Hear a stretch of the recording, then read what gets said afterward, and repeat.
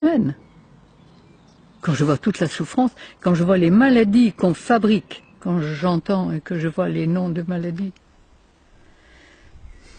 je respire abondamment. Et ce n'est pas les maladies qu'il faut guérir. Vous soignez une maladie, médicalement, comme les médecins l'ont appris. On empêche le système d'élimination de fonctionner, il ne fonctionne plus, mais au lieu d'éliminer les résidus, il les enferme. Et quand il y a trop de résidus dans les liquides interstitiels, dans les liquides dans lesquels baignent les cellules, ils pénètrent dans la cellule. Comment voulez-vous qu'ils fassent autrement? Et quand les résidus pénètrent dans la cellule, soit ils déprogramment le cerveau et on fait quoi? Un cancer. Soit ils le sclérosent, on fait un diabète ou une sclérose en plaques. Soit ils le paralysent, on fait un Parkinson. Soit ils le déconnectent, on fait une folie meurtrière ou suicidaire ou un Alzheimer. Et on fait toutes les maladies du monde en étant soigné comme on l'est. Lorsque j'étais enfant, il y a 80 ans, eh bien, un cancer, on n'en entendait pas parler. Il n'y en avait pratiquement pas. Des obèses, je me souviens, dans une ville comme Épinal, puisque je suis vosgienne, il y en avait une. Elle était le côté curieux de toute la ville.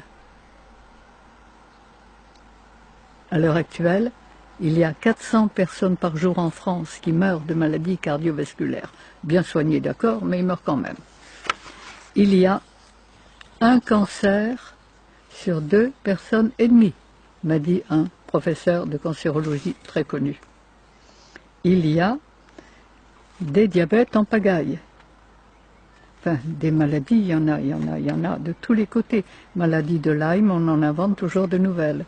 Et il y a et on est malade de plus en plus jeune. Des dépressifs, des suicidaires. Quand j'étais enfant, il y a eu un suicide dans un village de 1000 habitants en 20 ans d'existence.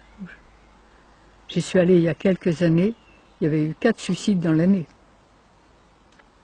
Et c'est là où, évidemment, on se rend compte qu'on marche totalement à l'envers. Mais cela a des raisons précises.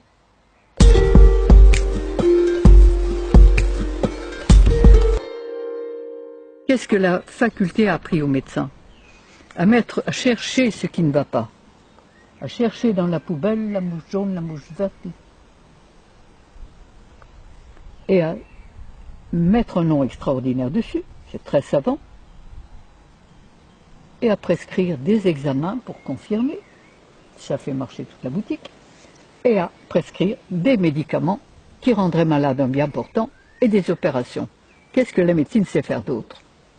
La médecine allopathique. La médecine homéopathique est un peu moins pire, mais elle ne change pas le terrain. Je confirme que la faculté a appris aux médecins à éteindre les voyants rouges, à arrêter la souffrance, sans jamais se demander pourquoi ces voyants rouges se sont allumés, sans jamais se demander pourquoi on souffre. Donc, la faculté a fait du médecin, évidemment, il y a souffrance, on va se dépêcher d'arrêter la souffrance. Vous avez mal quelque part, on va mettre un grand nom. Si vous avez mal à gauche, ça sera une gauchite, à droite, ça sera une droitite. Ça coule par les sinus, c'est une sinusite. Ça, c'est la conjonctivite. Ça, c'est l'otite. Par le vagin, c'est une vaginite.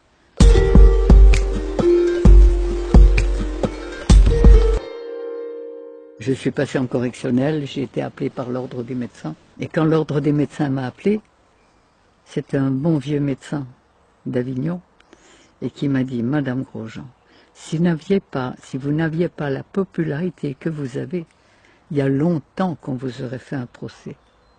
Et si on ne vous le fait pas, c'est uniquement parce que si on vous le fait, on va encore développer votre publicité.